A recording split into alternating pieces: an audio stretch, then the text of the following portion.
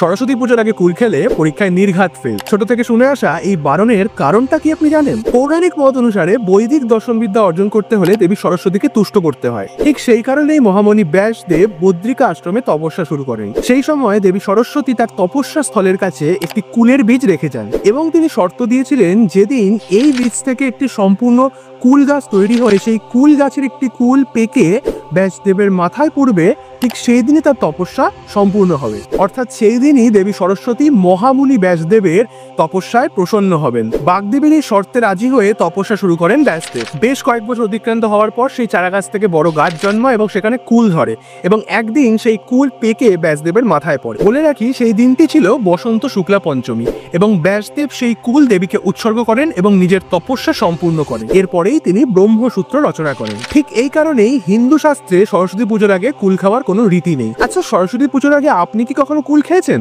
Comment করে জানাতে ভুলবেন না আমাদের।